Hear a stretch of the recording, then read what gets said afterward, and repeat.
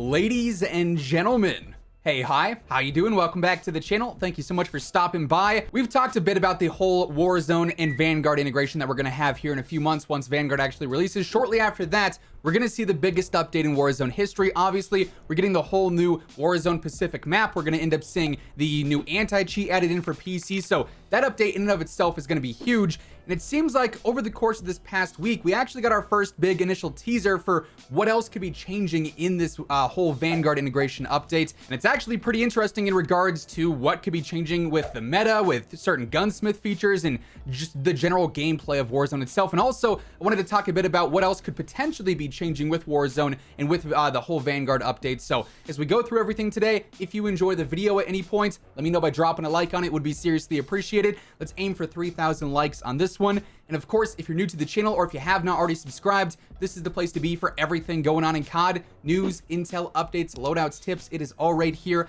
every single day. So feel free to subscribe. That way you can always stay up to date. So curiously enough, our first big Vanguard teaser when it comes to that whole integration update actually stems from the Iron Trials 84 mode. If you haven't played this, this is very similar to like what a potential ranked mode could be for Warzone. Increased health, the regen is different, no free loadouts.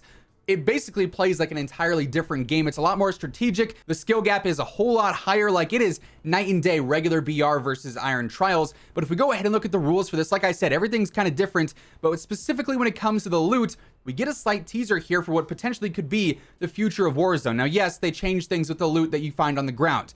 You know, different attachments are on the common weapons and whatnot. The rarity of certain epic and legendary weapons is increased. But what we want to focus on is the new rarity, the classified weapons, because it says these Black Ops Cold War weapons will spawn with a few more attachments than usual, more than the standard 5. That said, good luck finding one. Obviously, the classified rarity is even more rare than the epic and legendary, which are even more rare now, specifically in the Iron Trials mode. So actually finding one of these classified Cold War weapons is pretty difficult. It is an incredibly rare spawn, but what we're focusing on here is the fact that there is more attachments than usual. There's more than the 5 base attachments on these weapons. And as we know, ever since Warzone has been introduced, all the Modern Warfare weapons were capped out at 5 attachments. All the Cold War weapons were capped out at 5 attachments, even though in Cold War multiplayer, you can run the whole gunfighter wildcard and get up to, I believe, 8 attachments it is in total. You can have more than 5 in Cold War multiplayer, but that did not transfer over to Warzone, obviously. That attachment cap is still 5.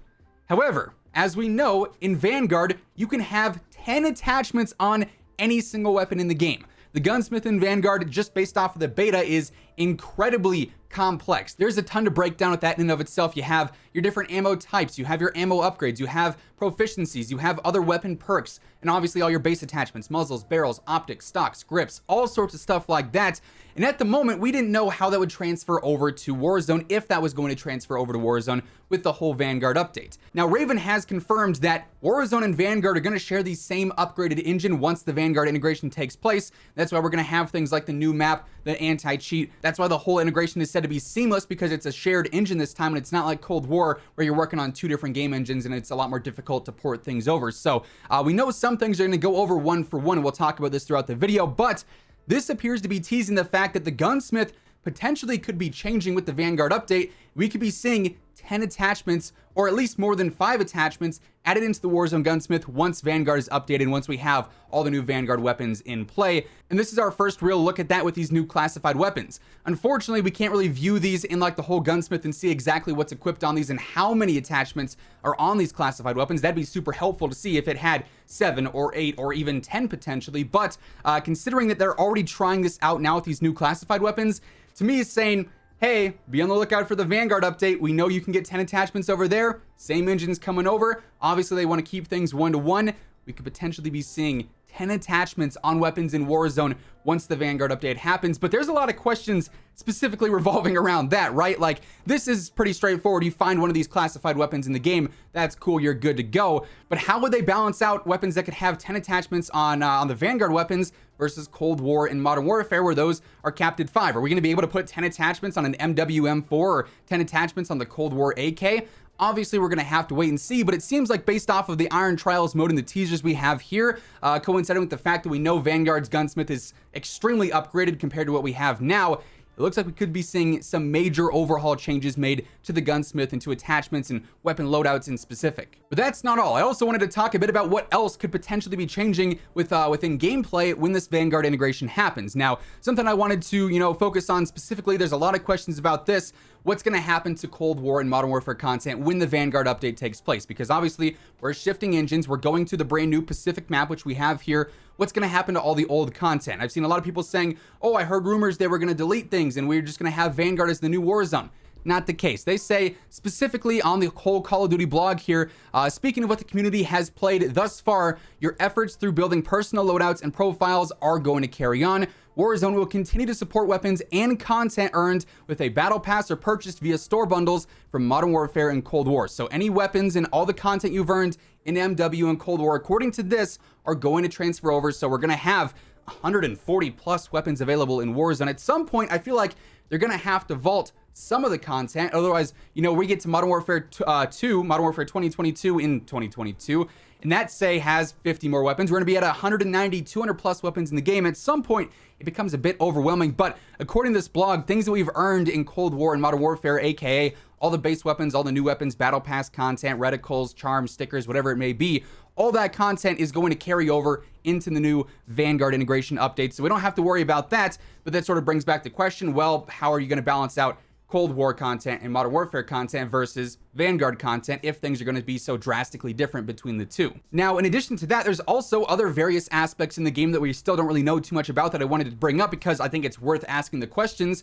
If we're going to see all these new Vanguard weapons be integrated into the game, what about other Vanguard elements? Like, for instance, perks and potentially equipment. Obviously, if we're going to this whole World War II map, it'd be kind of weird to have all the same stuff that we've had throughout Cold War and Modern Warfare from a technical standpoint. I mean, it still won't make sense to the fact that we're playing on this whole Vanguard World War II, islands map, the Pacific map, and we're going to have 2019 weaponry from Modern Warfare. But I wanted to talk a bit about the perks and the equipment because this sort of talks a bit about with balancing and then also the potential, changes in the updates. Something that Raven has said time and time and time again is that they want the most balanced meta possible. And specifically, they focus the most on weapons, obviously, right? They don't really do much with the perks and with the equipment. We really haven't seen all that many changes outside of some of the new perks being added with Tempered and with Combat Scout. They really haven't tuned any of this in quite some time.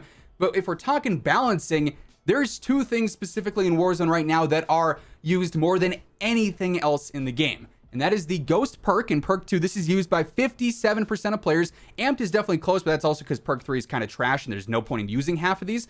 But Ghost is predominantly the most used perk. It's not even a question. It is on over half of the loadouts in the game. But then also when it comes to the equipment, on over 60% of the loadouts, the heartbeat sensor is used. And those two are directly correlated. Because the heartbeat sensor is used so much, people are using Ghost to stay off the heartbeat sensor. And because UAV spam is so frequent, people use Ghost as well. So there's a correlation between the heartbeat sensor and the Ghost for sure. The less people using heartbeat, probably the less people using Ghost. So something I've seen a lot of players talking about is, one, when the Vanguard update takes place, are we going to see all the same equipment? Because if so, the heartbeat is still going to be, creating this whole meta equipment that is by no means balanced compared to stuns, flashes, smokes. Anything else on here is not even close to being used all that much outside of stuns.